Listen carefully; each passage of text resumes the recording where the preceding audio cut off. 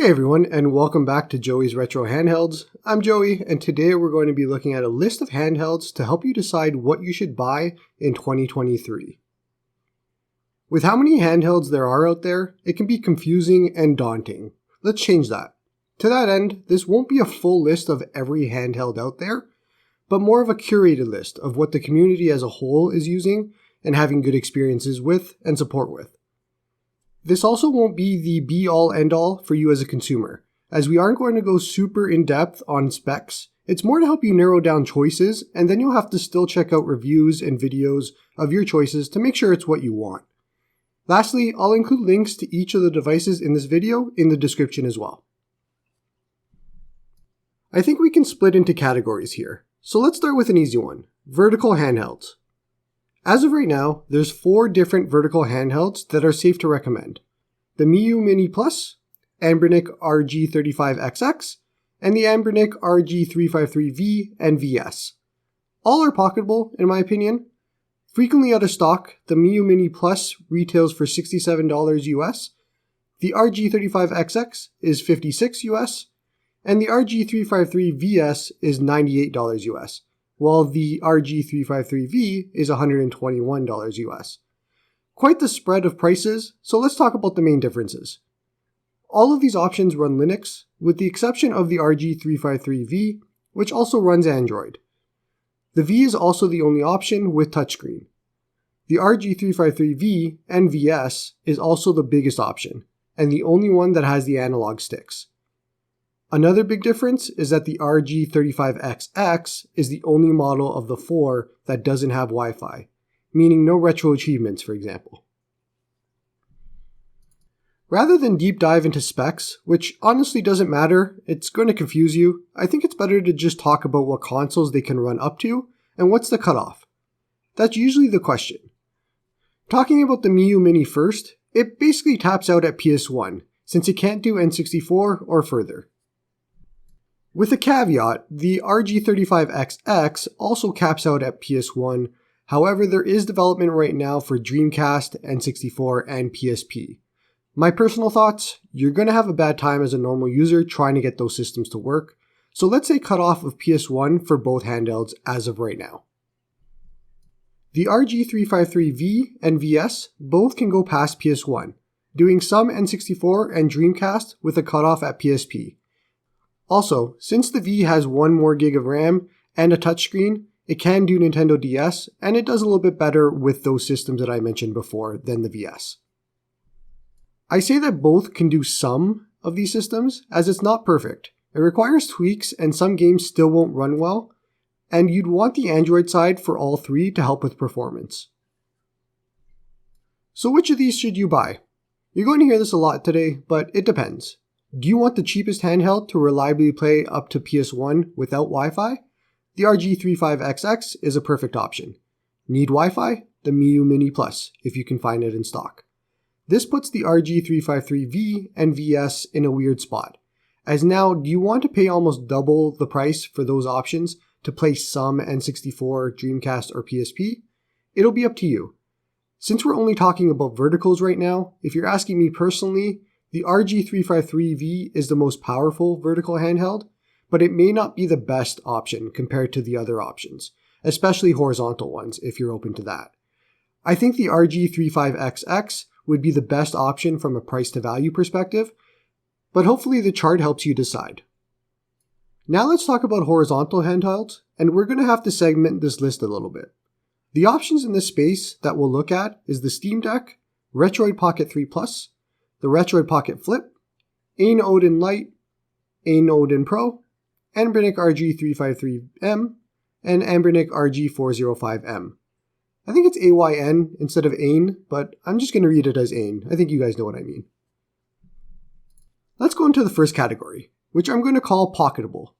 Pocketable means something different to everyone, so let's go by my definition. A device that I think is small enough to fit in sweatpants, or just small in general, close to a phone size. That leaves 2 options, the RG353M, which retails for $146 US, and the RG405M, which retails for $178 US. From a size perspective, The RG353M is smaller but rectangular. It has a weaker CPU than the RG405M, which makes it cap out at N64, Dreamcast, and PSP. It does dual boot Linux and Android, has HDMI out, and D-pad up top. In comparison, the slightly larger RG405M is more comfortable to hold thanks to the curved sides, and has a much stronger CPU that caps out at PS2, GameCube, Wii, and some Switch indies. But it's Android only at the moment, no HDMI out, and no D-pad up top. At a $40 difference between the two, in my opinion, the RG405M overwrites the 353M completely, unless those differences I mentioned are deal breakers. If they are, the RG353M is your winner. For the next category, I'm just going to call this the default choice. Let's get the easy one out of the way. The absolute best horizontal handheld you can buy right now is the Steam Deck at $399 Full stop. Price to value is insane, and there's no real cutoff for performance, besides Xbox and some PS3. The caveat here is that it's hard to call this portable at that size. It's massive. But if you can get over that, it's your default option. There are thousands of videos on the Steam Deck, so I won't go any further than that. Now that we got that out of the way, let's get into the next category, which is just horizontal handhelds. Bigger than the Pocketable ones that we talked about before, with one exception. A lot of this is going to depend on budget and needs because these next devices are all over the place. But specifically looking at what's between something like the RG353M and the Steam Deck. One added benefit here is that these upcoming devices are great for native Android games due to their resolutions.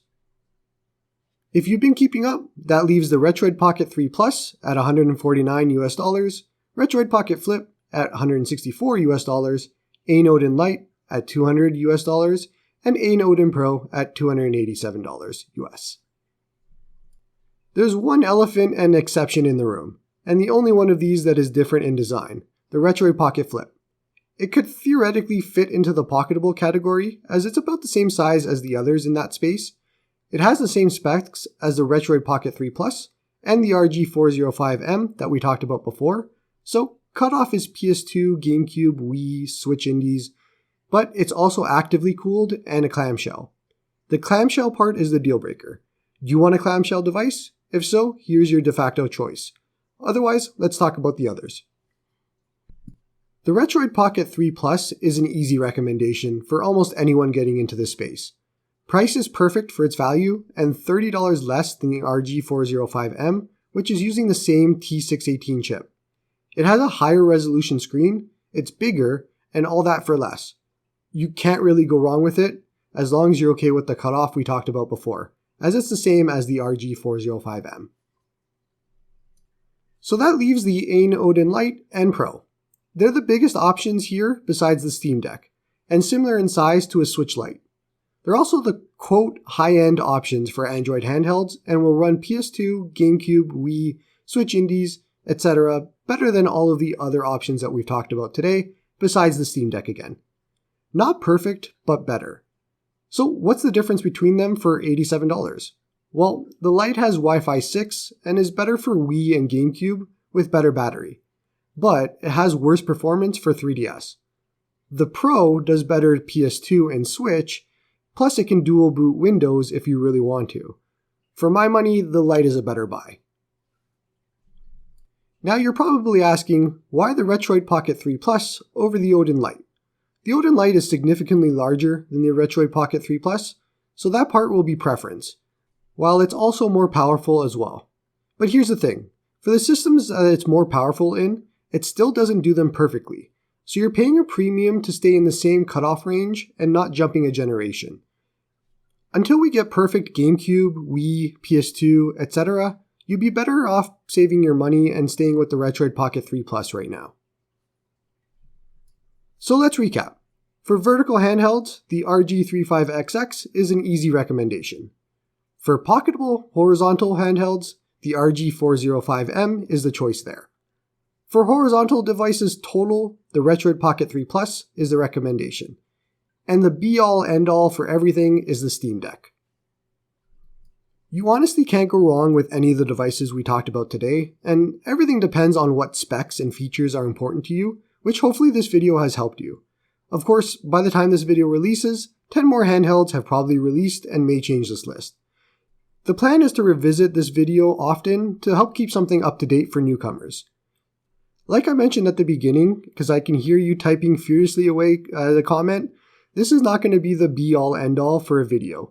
You're going to have to do a lot of research on your part, but the goal here was to just get you an easy recommendation list so that you can use videos, reviews, etc. just to narrow it down afterwards. And I'm hoping that this video solved that purpose.